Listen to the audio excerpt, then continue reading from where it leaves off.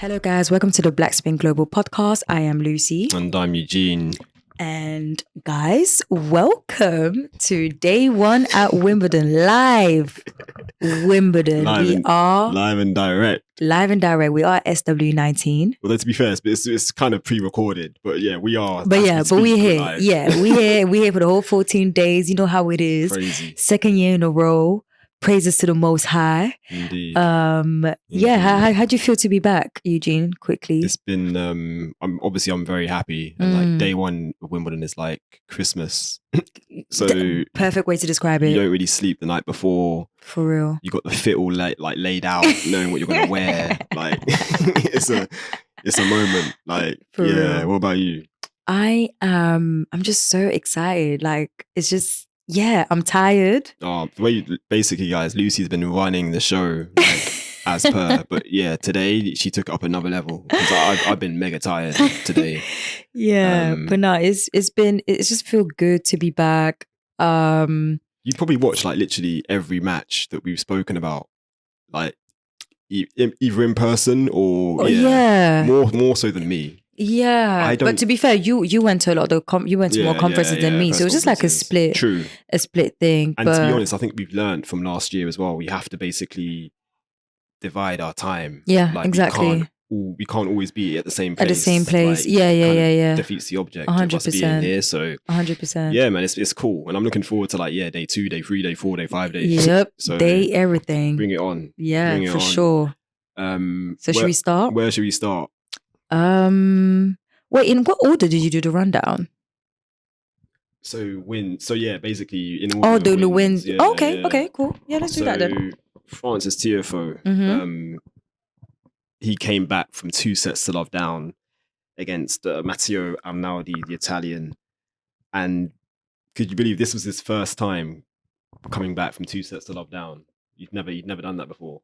Oh really? It's not even the first time just at Wimbledon, just like it's first time. Wow, he's hungry. His career, like his brother's starving. It's a good look considering, like obviously the season he's had. Like he struggled this year, which he did speak about, or he has spoken about in the past, and he spoke about again today in his press conference. But yeah, just a fantastic win for Francis. So it was a 6-7, 2-6, 6-1, 6-3, 6-3 win. Ooh.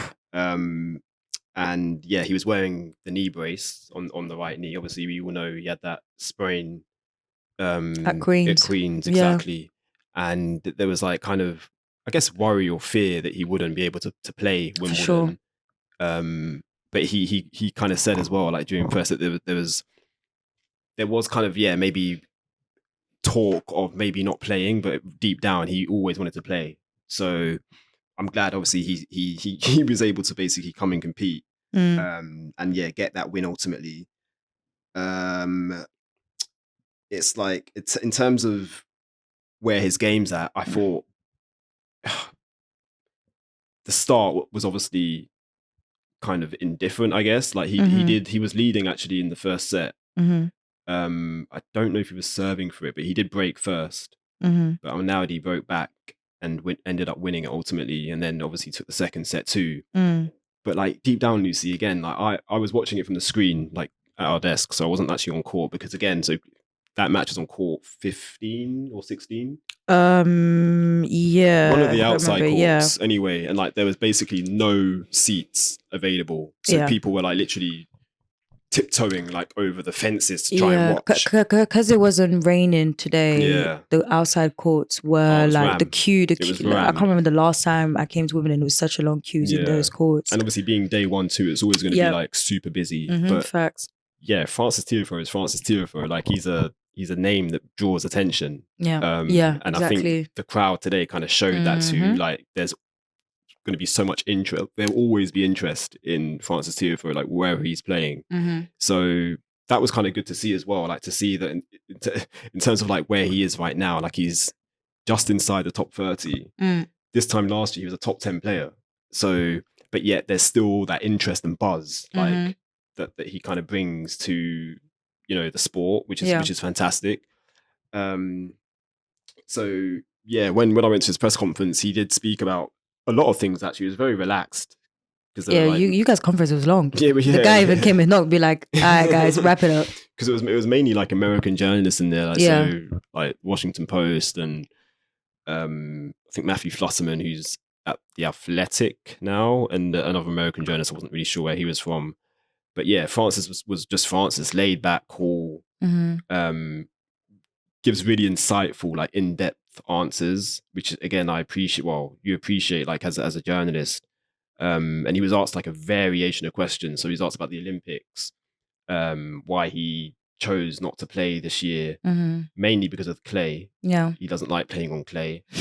But he said, yeah, he's also kind of like bummed out because he's going to miss like the basketball guys like KD, LeBron. Like this is going to probably be their last Olympics as a team. That's true. And he's like, yeah, having a relationship with those guys and like not being there, like that's going to hurt. But he's thinking about more being ready for the US swing. Yeah. So and I like that. Yeah. So yeah, but the main thing that I kind of wanted to get out of him was obviously the knee too. You did speak about the knee. You did say that, yeah, he's around 80-85%, which is understandable. And I said, oh, you're going to be wearing the brace like throughout. And he was like, yeah, definitely. It's like a superstition thing now. So basically he's going to keep rolling with it, which again makes sense.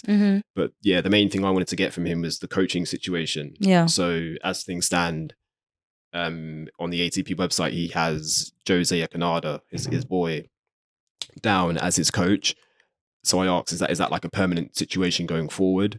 And yeah, he answered here. No. We've been trying to hire someone, but it's super interesting, man. You start to realize I don't want to hire someone to say I hired someone. At this point, I feel like, if a coach hasn't needed to coach at a super high level or played at a high level, I don't respect a lot of tennis minds, to be honest. And, I'd rather have someone who's gonna really, push me to do elite things, and we can kind of build. And I'm also not the easiest guy to work with. A lot of guys, say I'm, too relaxed, that.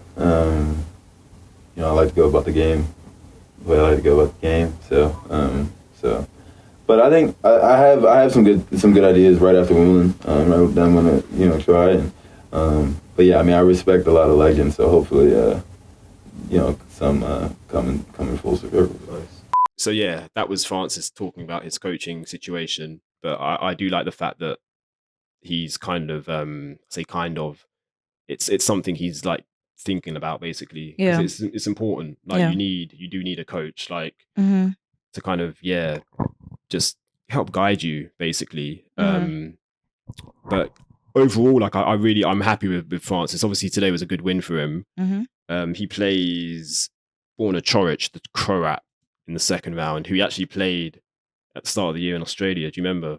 Yeah. I think it was the first round match. And he played really well that match. Not sure what the head-to-head is, but yeah. Obviously Coric is a good player, but he's had some like injury issues of late. But yeah, I think that's a decent draw for Francis. He also spoke about never playing on centre court, which again, and shouts out to our boy Uche Amako. So he had a nice interview with him. In the Telegraph on Sunday, I think, but that's on the Telegraph website. And yeah, Francis spoke about like basically not having played on centre court yet, which is something he would like to do, and that would potentially happen if he reaches the third round. Exactly, because it's going to be the one and only Carlos Alcaraz. And yeah, that's not going to be on court 2 or court 1. Like, oh yeah, no, he's literally Grand Slam champion. Like, so yeah, and again, Francis, when that was put to him, he was like, yeah, like that's what he wants. Like, it's a popcorn match. Like, 100%. Yeah, and he's a vibes man. Like, he just loves the vibes. Yeah. And again, I think Alcaraz, he's not going to want to maybe like see Francis like that early on at a Grand Slam, but we'll see if it happens. And if it does, you know who we're rooting for. But yeah, that's Francis. Anything you want to add on that, Lucy? No, I'm looking forward to his next round. Just glad that he was able to just play, considering his slight injury. But yeah, honestly.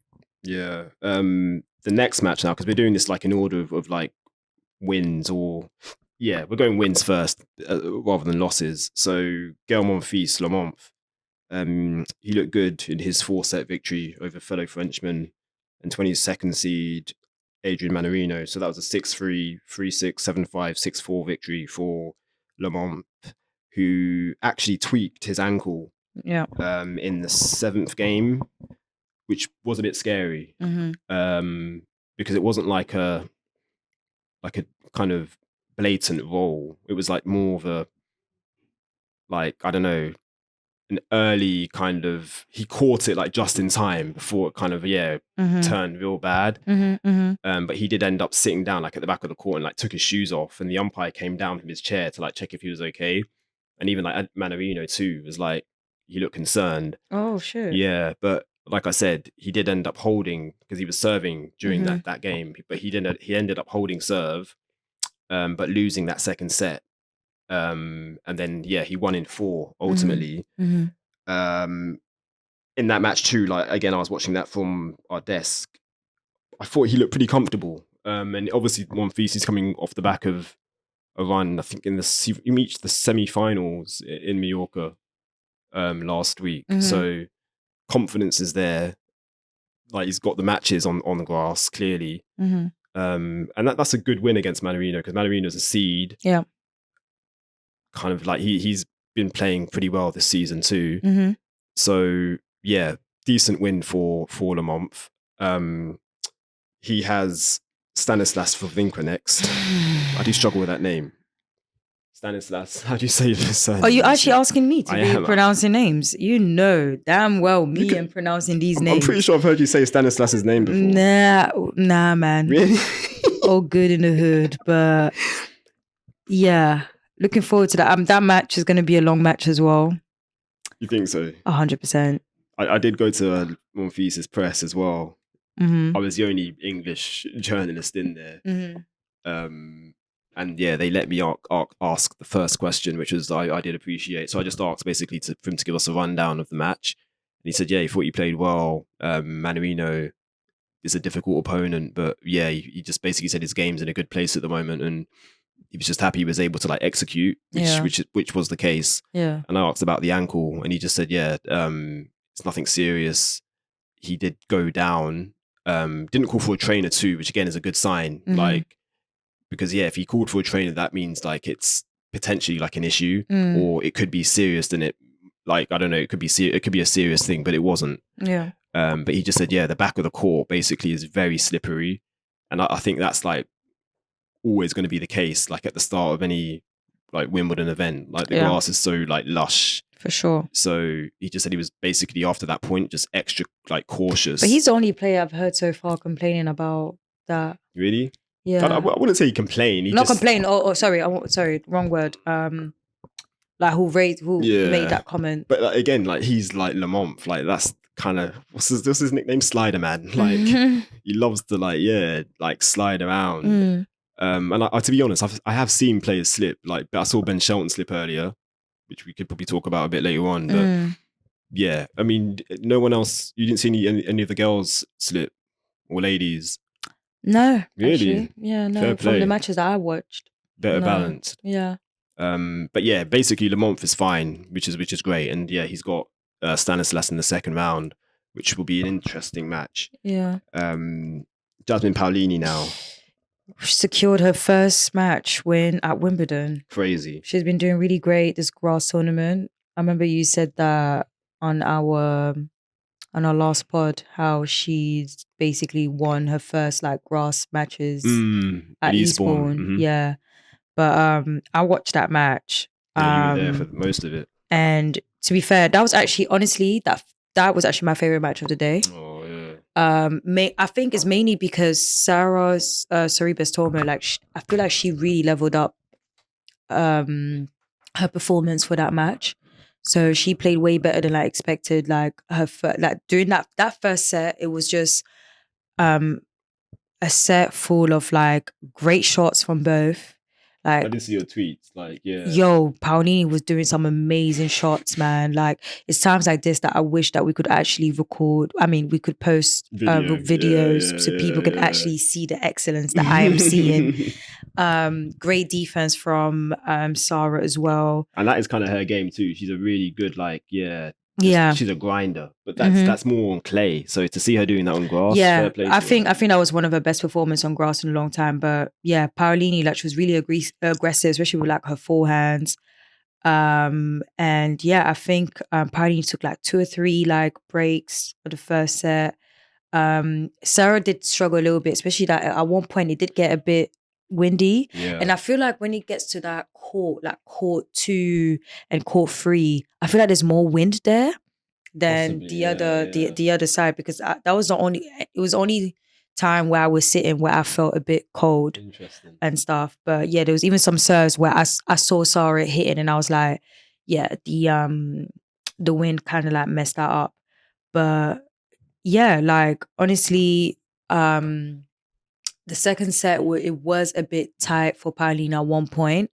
The errors started going in at like, she was like up like 4-0 on the second set. Okay. But then some errors started coming in, but eventually she closed the match. Yeah, because it was 7-5, 6-3 in the end. Yeah. So a close first set, but a more comfortable second set. Exactly. Yeah. But either way, it was like I said, my favorite match of like of the day. It was really, really good. But yeah, next match she has Greet Minnen. Yeah. Who she beat Watson this morning. Her doubles partner too. It's great. That's true. That. Yeah, we didn't know that till her pre-media conference on Saturday, which we recorded the pod before, which was annoying. Yeah. But I mean, it's fine. At least we're letting people know. But yeah, shout out to Jasmine. Really looking forward to her doing well. Like on grass, she looked great. She moved great. I think she's starting to get comfortable on it now, for sure.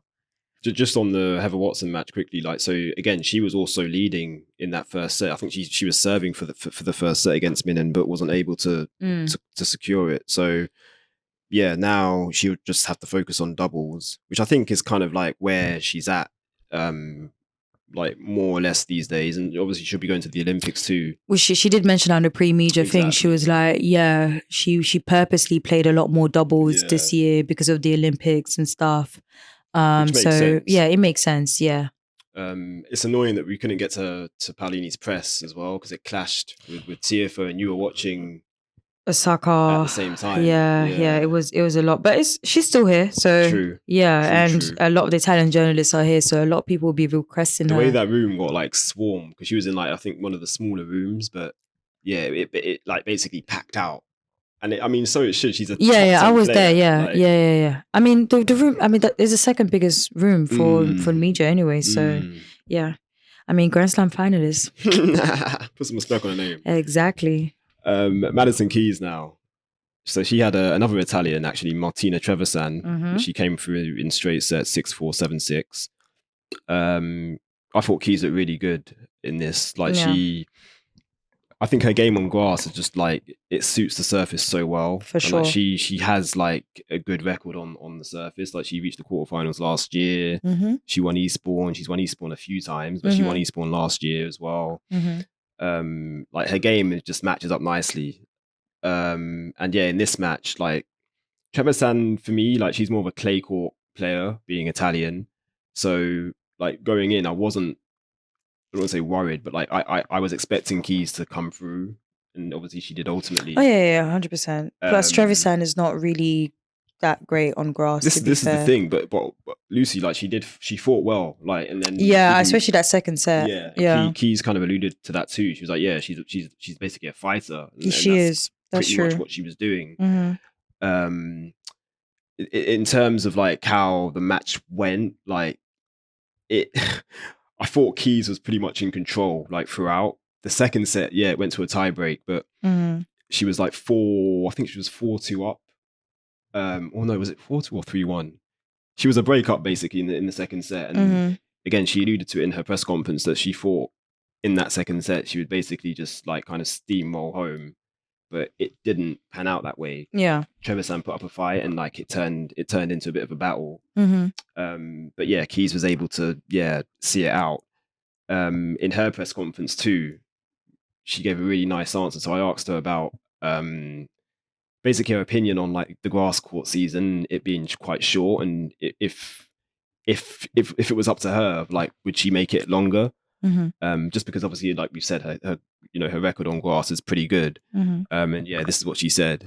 If there were more weeks in the year without losing off-season weeks, yes, I would love to see a longer grass court season. I would love to see a Masters on grass. I think it's always one of my favorite times of the year, and I've always loved this season.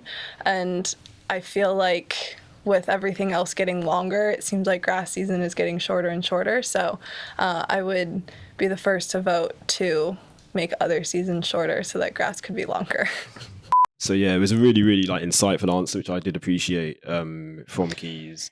And please, I hope and pray that those changes one day will happen. Indeed. Because she spoke some facts. Okay, Indeed. Grass season is way too short. We need a Masters 1000 on grass. We need a Masters on grass. Well, you never know. I mean, listen, it could happen. Who would have thought that we'll get WTA Queens? True, Queens, exactly. So it might happen one day. It just might not happen now. It might happen when we have kids. It might happen later. But yeah, eventually, I feel like it will happen eventually, because it has to, like, especially with the way like players are getting injured and the way they complain about the grass and everything. And yeah, show some love to Europe, man. Osaka, I think you should speak about it. Naomi Osaka, yes. First of all, I'm so sorry, guys. Today with Naomi Osaka, I was fangirling because first of all, I love her. Okay, that's number one. Number two, the first time I set eyes on Naomi Osaka and I was like, this girl is going to be a problem, was actually a Wimbledon match. So watching her today at Wimbledon, going to her press conference at Wimbledon, it was just like, this is like a nice full circle moment.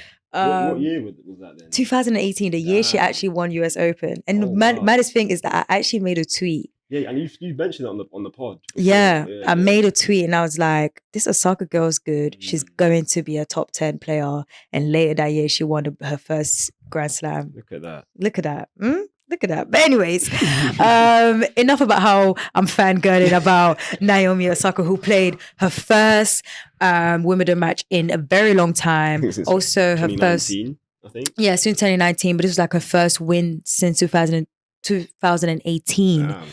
That match was just brilliant, and it just shows to you that what type of player Naomi Osaka is. The first set, brazy. She was just swinging through, like she finished it like quickly. The serves were great. The shots were great. It was just like a perfect, like literally match through there. When I was watching that, I was like, okay, yeah, that's it, straight sets. I think she even took like the first break. She broke again. And then the last game was just winners after winners. Like she was hitting down the line. Like she was doing really well. And then the second set, this is when Perry kind of like leveled up a little bit. A little bit? Well, okay, yeah, a little bit more, yeah. She did lead like 2-0, and then like Osaka, like she had to save like couple break points and stuff. That's the thing. Even though Perry leveled up on the second set, Osaka was actually very close to breaking her, but it just couldn't like come around. Like Perry just, just went through. And important to keep in mind that Perry actually, if I remember correctly, she actually made it all the way to the semi-finals at Nottingham, I believe. So she was actually like very like in good form and stuff. So I knew that could actually be like a problem eventually. But really and truly, what costs? Yeah, you're right. Yeah, semi-finals. Yeah. But then again, she's never really made a great performance at Wimbledon. Hence why I was like, okay, maybe we should still be okay. And she lost. Young too. She's young, and she lost to Pliskova, who's and she can be aggressive, especially on grass. And I was like, okay, if Osaka is aggressive in general, so it might be a little bit tougher on her. But what really cost her that second set was the errors and her serves. Like her serves in the first set was just, her service game was quick. Second set, it just kind of like went down and then the errors went up. But then that third set, even at the beginning, Perry again was leading through, but boy, Osaka turned things around completely. And it was just really, really impressive. She did end the match with, hitting 34 winners. However, those errors as well did kind of like go up. But either way, she did that. Because even at the end of the stats, like you could see that, okay, the serves went down. The winners were high because she was really hitting winners after winners after winners. But if she manages to cut down on the errors, she's going to be like, it's going to be really, really tough on her opponents. But yeah, the way, honestly, shout out to Osaka, the way that she went from that first set from that second set to that third set was super, super impressive. And I mean, yeah, I was even wondering like, how was she able to even do that? And to be fair, someone did ask her a question about that, like how like her mindset was going into like the beginning of the match and then the end. And then this is what she said that basically kind of helped her to turn the match around. Honestly, I feel like I came out really, really strong in the first set, and then not being too hard on myself, I think she adjusted a lot better in the second set. And I know I had my chances in the first game, and like if I think about it without like being in myself, I know that I didn't play bad. I think I just put too much pressure on myself that I need to win like all the games, that like I can't be broken and things like that. So when that eventually happened, I felt like I doubted myself, even though I knew my game plan going in. So yeah, that's kind of what I just did in the third set. I just knew that I can only play this way to get the result that I want. And even if I don't win, I can go out seeing that I at least developed a little bit as a player. Yeah, shout out to Osaka, man. Again, I'm really glad that she said that, her admitting that she actually put pressure on herself, because I kind of felt that way sometimes, that I feel like she does do that. But I think it's not coming in a thing of like lack of confidence. It's coming in a thing of how hungry she is and how bad she wants to hit like her goals. But yeah, I wanted to ask a similar question like that, by the way. But again, I was fangirling. And what did I ask her about? The Kendrick show. The pop out. The pop out. Sometimes you got to pop out and show. But yeah, because for those who don't know, like she was supposed to be at Eastbourne. And I actually thought she cancelled Eastbourne to go to the pop-out show. But she actually said at the conference that no, it was, she wanted to do something for her daughter's birthday. So she just like flew to like LA, and she just happened like to be there, and Corday had a spare ticket and was like, let's go. And she was like, yeah, she really liked the show and stuff. So yeah, shout out to Kendrick, shout out to Naomi. Yeah. Muscle on the beat. Muscle on the beat. Muscle on the beat. Oh, damn. Stop it. What did you make of her fit? It was a unique Nike fit. I want to say two-piece. Yeah, it was a two-piece. Yeah. I like the like the that flurry bit. Yeah. It was definitely nice. But speaking of fit, and as we'll go into the next person, the queen of the fits. The queens of the fits. Like, in all honesty, yeah, Sloane Stephens. Yeah. She has been killing it. Shout out to, is it FP what? FP Movement. FP Movement. You guys been doing your thing, like, honestly. She looked great at Eastbourne with that mint. But here at Wimbledon, mate, I even at a conference, I literally, before I asked my question, I was like, first of all, love your fit. Aww. She was like, oh, thank you. I was like, yeah, you look good. Like, it was a backless type of thing. Like, yeah, really, really nice. But yeah, so Sloane Stephens, who was supposed to face Victoria Azarenka. Crazy. when I saw it, I was like, damn, speedy recovery. And I was like, yes, thank God. But yeah. As we should say, Azarenka, she withdrew due to a Shoulder injury. Yeah, So that's right. On the same day, Arina Sabalenka also withdrew. I don't know what her issue was. I think that's the same. Funny enough, shoulder injury as well. Yeah. Two Belarusians. That's crazy. Yeah. But no, speedy recovery to both. Yeah, definitely. Lucky loser, French Elsa Jacquemot, 6-3, 6-3. But yes, Sloane Stephens, her level that match was incredible. Like it was so much better. Because I watched her Eastbourne, as I said. Yeah, and yeah, but with this one, it was just crazy. Like she was hitting like some winners, she was moving comfortably, she was breaking. She broke like quite a few times. To be fair, it shouldn't be too shocking because, which I actually asked her about at press. I was like, you don't normally play quite a few grass tournaments before Wimbledon. Like you play, either you don't, or you just come, or you just play like one tournament and then you go. And I was like, do you feel like, that has helped you with like your game and stuff? And she was like, yeah, like she actually didn't want to like go back home. Actually, the main reason why she did that is because she was very unhappy with how her clay season went. Oh, okay. So she wanted to just, still stay in that momentum. Yeah, rack up some points. Yeah, she won a title, didn't she? Yeah, true, yeah. But I think it's mainly because it was French Open. Yeah. Normally, Sloane, French deep. Open, she's second week. This was the first time since God knows when. Like none of us expected it. So I think maybe that's why, she felt that way. But she said like, yeah, like she wanted to come back home and, stay here and then, stay in the same time zone, get some matches in and just feel like motivated to go again. I wonder what her mindset would have been like going into the match, because obviously she would have been preparing for Azarenka. Yeah, so shout out to Tamani. He actually like asked like her about it. What did he say again? Oh, sorry, what did she say again? Tamani literally asked her like, yeah, it's hard enough to play an opponent you're unfamiliar with, but when he changed on the day, how do you kind of manage that, get your head around? She kind of joked around and she was like, yeah, it's not the vibes, do not recommend, 0 out of 10. But she was like, but today is like a good day and she feels like, there's nothing that you can really do.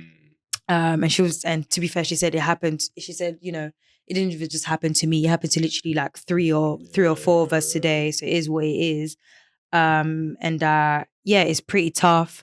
First round of a slam, everyone's nervous, everyone's going through their emotion.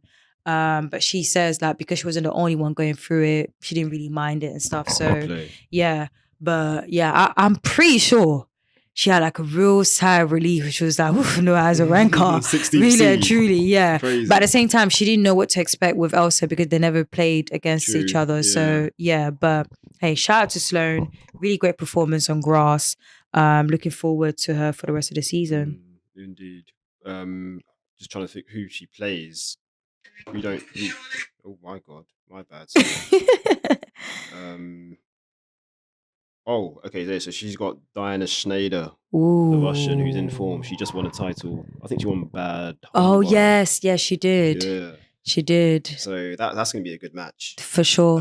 But effectively, yeah, she takes Azarenka's like draw place as a seed, as in the 16th seed draw place. So things could open up for her. And like you said, she played pretty well today, and clearly she's in a good place. So yeah, let's hope she can carry on that momentum. Yep.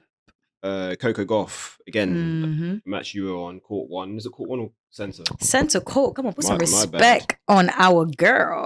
My bad. But yeah, she looked very good against her compatriot, Caroline Dullhyde. I don't know if it's Dullhyde or Dullhyde. Apologies. Yeah, that was a 6-1, 6-2 victory for Coco. I was watching a bit on the screen because I was watching both her and Ben at the same time, like from the desk. But again, Coco always impresses me, like with her net game. So the stat here that I've got is basically 90%. She was 90% at the net, so she won 9 out of 10 of her net points. Which, to be fair, doesn't sound like a lot, but it is. Like I said, clutch. Like it's clutch. And yeah, 86% of her first serve points as well. So the serve was clearly like clicking. Mm. What did you make of the match? Because obviously you were there. Yeah, no, honestly, that first set was she just breezed through. Very comfortable. Serves were amazing. Even her forehands. To be fair, her forehands. It like, at the beginning of the match, like it was. She was hitting it really well. Then as the match kept on going, that's when the errors started coming a little bit more with her forehands. But to be fair, like I was really impressed with it at the beginning. Even like, I feel like we focus too much on, well, when I say we, I'm talking about like people who watches her fans and stuff. There's too much focus on her serve and her forehands. And at times we kind of even forget to mention her best and biggest weapon, which is her backhand as well. And she used it very well today. It's pretty solid, yeah. Yeah, like some of the winners that she was hitting with that backhand. You can talk all you want about the others, but that backhand, mate, that and her defense, extremely good. She was close. Well, when I mean I'm talking about Caroline. The second set, she did break her at one point. It was the only time she broke her, yeah. Yeah, it was the only time she broke her, yeah. But again, Coco just generally, she just like breezed through, honestly. And I'm really, really happy for her, really, really proud. I was scared for her because of this time last year. Yeah, this time. No, not scared that she was. I knew. No. I knew she was gonna. I know. I had her to win the first round, but I was scared for her in terms of like where she was at mentally because of last year. Last year, yeah. And I told you, man, Coco ain't thinking about like previous. I mean, you're saying that, but that's why I asked her to press. So I asked her. I was like, I mean, someone did ask her about how she was feeling and stuff. She did say that, she was nervous going to the match. So I went back and I asked her, I was like, yeah, you said that you were nervous at the beginning of the match, but like, do you feel like now you feel more relaxed knowing that, you won that round, especially after what happened last year? And this is actually what she said. Yeah, I definitely do feel a lot more relaxed going in now, getting through. I think the first round is always the most difficult hump in the tournament, especially when you're a favorite coming in or like a top seed. So I'm happy to get through that hump. So yeah, see, so I was right. Fair play. I was Fair right. play. But honestly, I'm just glad that I'm glad that she pushed through. I'm glad that she's through to like the next round. She looked good at the conference as well. Really like relaxed. Yeah, I feel like when the conference is not a lot of people, it's definitely like the best. Yeah, they're a lot more relaxed. She gets like the theatre, the big boy thing. Come on, Centacle and theatre. Get to know. Who does she have next? Good question. We did post about it, obviously. Bear with us, guys, man. It's been a long day. So she's got a qualifier next. Romanian Anca Todoni. It's a good draw. Mm-hmm. But yeah, this is Coco Gauff, the number 2 seed, number 2 player in the world. Yeah, she could definitely, because Anca Todoni lost to even Parks last month. Ooh, but hold on. She did win an ITF beginning of last month. Is that on grass or probably or clay? I believe it's grass because it was after French. Okay. So I believe it was grass. But yeah, the name does ring a bell. She did play Parks as well. She played. She lost to Parks. Parks even bageled her for one thing. So hey, more the same probably. Exactly. So shout out to Coco. So yeah. Ben Shelton now. This match is actually suspended overnight due to bad light. And yeah, Lucy, it's one of them ones where I don't like saying, "Oh, I told you so," but it's like, yeah, I told you so. Because what do you mean? During our pre Wimbledon pod, I did say this Bellucci fella, like he's going to be a problem. Oh, okay. Just because, what I saw of him at the French, taking Francis to 5. Obviously, Francis did win that, but it was a 5-setter. But yeah, he beat Gabriel Diallo in Nottingham. Again, Diallo was in a winning position. I think he was a set-up. And yeah, Bellucci ended up winning. So I was like, yeah, Ben obviously is a better player than Diallo, like as things stand, obviously the ranking and like Diallo isn't as experienced. But yeah, going in, I was like, yeah, Bellucci, he's gonna be a problem. And it's kind of turned out that way. So as things stand, it's 4-6, 6-3, 3-6. So Ben is 2 sets to 1 down. So yeah, when play resumes, I think they're second on tomorrow. Okay. Court 18. Okay. Yeah, Ben's basically got to win the next 2 sets, otherwise he's out. So I think he's going to do it though. I think he's going to push through. Like, I'm hoping he takes advantage of this break. The break, indeed. Yeah. And I saw enough as well. He did, like I said, he did slip. I think in the second set he slipped. But he looked good. Like the serve was firing. He obviously still wearing the sleeve as well, like on that service arm, the left arm.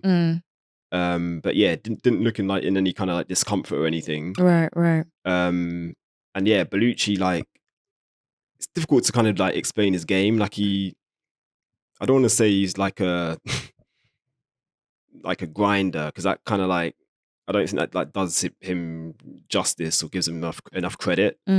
But he's a solid player. Like he's Italian, like Italian tennis right now. Like it's flying. But yeah, I'm expecting Ben to pull through. And like you said, I hope the kind of break can allow him to like reassess and regroup.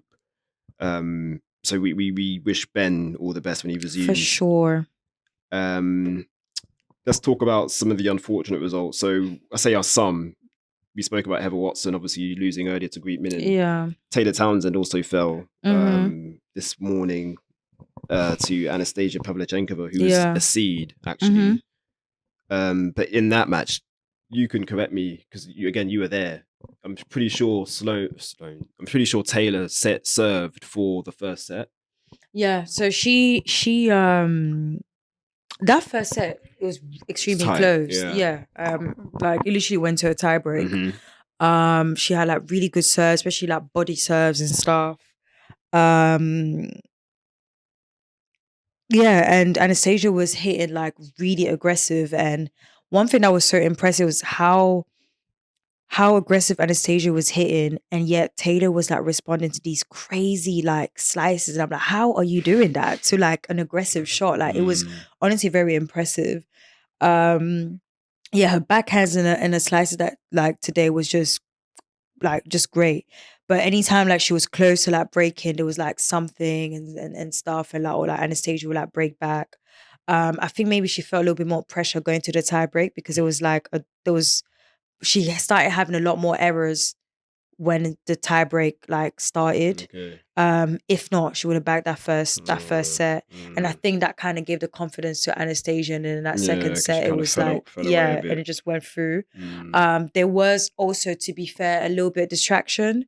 There was some protest going on in front of Wimbledon, and where their court is literally right in front. That gate. And the protest, to be fair, is not really about Wimbledon. It was more about one of the sponsors. And it was, regarding the whole like Palestine, Free Palestine, going on and stuff, and the genocide and everything. So, I mean, I didn't know initially. I thought it was just more like because always the environmental stuff. And when I clocked it was that, I was like, you know what? It is what it is. Anastasia did complain. But then the Empire was like, yeah, there's nothing I can do. Yeah. Funny enough, she did complain when she was losing, but then when she was winning, it was fine, typical, whatever. But but shout out to Taylor. To be fair, she still is here till Wednesday. She got the doubles. She's got doubles with Caroline. What's her name again? Katerina, sorry. My bad. Yes. French Open champ. French Open double champ. Multiple times, actually. She's won it, but yeah. Yeah, and for those who don't really remember, is the one she partnered with Coco. Like they won together the French Open doubles literally just recently. So shout out to Taylor. And looking forward to her playing doubles. I mean, doubles is her thing as well. True. So yeah, and you need to keep in mind she just came back from injury. True. Which we spoke about as well. Yeah, so she hasn't really played as much as well, but she looked good for someone who was like out of it and stuff. No, that's good to hear. So yeah, So that was pretty much it. That was our only loss of the day. That wraps up day one. Oh, wow. For us. Yeah. Shout. To be fair though, Lucy, that's a lot of matches. Like No. I just, do you know what? Because there's so many. Because we're just going back to back matches. But I didn't realize I was literally like there was only one loss that we've had. Two. Heather. True. Heather Watson. Yeah, no, because I looked at the same. When I looked at it, I was like, oh damn, that's that's a good day. It was a good day. Yeah. So shout out to everyone, and still shout out to Taylor and Watson. They're still around, anyways. Indeed. How did you feel about day one? Too tired. But, no, overall, like you said, good. We are exhausted, but yeah, a lot of wins. I'm really happy for Francis because to come through in 5 against Al Naudi, who's like a really good player. So would you say that was your favorite match? Probably. Paolini's up there too, though, for me too. Yeah, Paolini was my favorite match of the day. Yeah, for sure. And Monfils. Look at you. Listen, man, all of them. Oh gosh. All of them. So amazing. Yeah, so, day 1, day 2 though now. What's the order of play? Another long day, Lucy. Another long day indeed. So we've got Paul Jubb, the British wildcard. He's got Thiago Seyboth Bilge. That's first on court 14. That court's going to be packed in full, man. boy. And I played on court 14 if you didn't already know. But anyway. Just to let you guys know, Eugene reminds me this like every 6 to 8 weeks. Every year. We come to Wimbledon. You got But to be fair, if I played court 14, I'll probably tattoo it on my forehead. we need to shout out Giovanni Mpetshi Perricard. For sure. I'm pretty sure it's Pecci. But yeah, Giovanni. I just say Perricard. I like that. He's in as a lucky loser, thank God. Without Andy Murray having to put... Exactly. So Andy Murray, don't worry, we cool now. I don't care what you do anymore. You can stay, you can go, whatever. Now Lucy's backtracking. Yeah, I'm backtracking for real. Mad. But yeah, Perricard takes his place in the draw. So he's got Sebastian Corda, who's the 20th seed. That's going to be interesting. And again, that's first on tomorrow. So that's an 11 o'clock start for us. Alicia Parks, she gets her campaign underway against Caroline Wozniacki. Who's surprisingly not on a show call. I'm very surprised. Isn't it mad? Court 16, yeah, third on. That is kind of crazy. It's kind of weird. But yeah. Then we've got Robin Montgomery, who you actually spoke to. Yes. Shout out to Montgomery for accepting our press request. Yeah, it was a very, Lucy was panicking basically and managed to. Wow, we're going over time. This is very long, Lucy. No, but it's fine. It's day one. True. Yeah. Basically, guys, Lucy was panicking because she didn't check to see whether or not Montgomery had accepted our request for an interview. And shouts out to Montgomery, she did. So in the end, because Lucy wasn't on site, she had to do the interview over the phone. But yeah, Lucy, listen, guys, if you didn't already know, Lucy's a journalist now. Like, she's here as media. Her pass says Lucy Tazangi, reporter, Black Spin Global. So get familiar. But yeah, like she did a great job. And thank you. Like I said to you yesterday, Lucy, like, yeah, I feel like you don't need like guidance or, kind of, you don't need to be told what to do. Like you've been doing this for long enough now to kind of figure it out. And that's exactly what you did. So, I have no journalist background. I've just been a 9-to-5 girl that likes tennis. It's crazy. That's it. It's crazy. But no, speaking to, I think, do you know what? The reason why it was easy as well is because Robin follows us on BSG. True. So she's seen like us, like, she knows us. Yeah. She's part of the fam. Yeah. So yes, even like when she picked up the phone, she was like, "Hi, Lucy." Like, it was like, yeah, like, I was like, yeah. Yeah. So no, it was really good. It was really like quick. Obviously, because it was last minute and I didn't realize, it was a quick conversation, literally like 3 minutes. Like I asked her like a lot, like different stuff. It's crazy as well. Like you say quick or 3 minutes. It's mad how much information you can get in that time. That's true. Yeah. Because for instance, I asked her, how well she was playing on grass. Yeah. Like, although she didn't win any titles, like she made it pretty far. She was beating top players, and how she feels about that and coming stuff. from qualifying as well. Coming from qualifying and everything. And this is what she actually like had to say. I'm actually surprised with my performance a little bit on the grass. When I had my first hit on grass, I told myself this might be a rough season. Yeah. But yeah, I think most importantly, it's just competing. It's a different surface. It's making all of us play a little bit differently.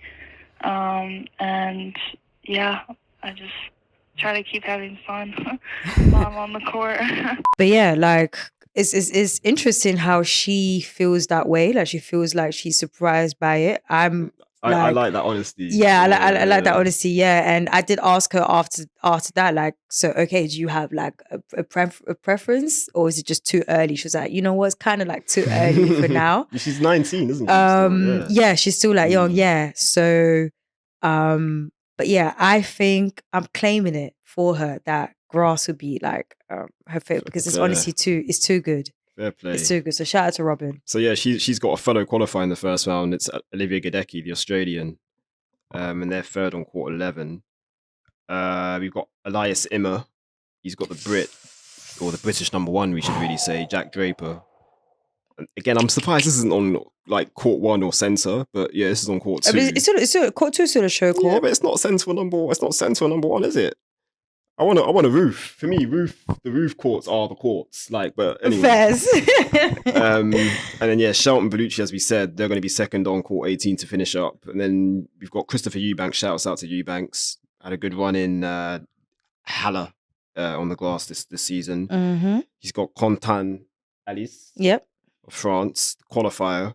They're last on court 5. And then we've got another Frenchman, Arthur Thies. Mm-hmm. He has Dominic Stricker second on court 7, and then we've got Felix Auger-Aliassime Kokonakis Tanasi on court 17. They're last on. So a lot of the men's tomorrow. Yeah, a lot of men. So a lot of long 5-set tennis. Oh Lord of mercy, we're gonna be here till 2 a.m. tomorrow. Stop it. But yeah, guys, man, that wraps up day 1. Whoop whoop. In the books, 2024. Whoop whoop. Wimbledon. SW19. Let's go. But yeah, Lucy, man, well done again, man, because you definitely you've carried me today. So I appreciate you. You know, everybody needs a Lucy, in all honesty. But yeah, guys, make sure that you stay tuned on our socials.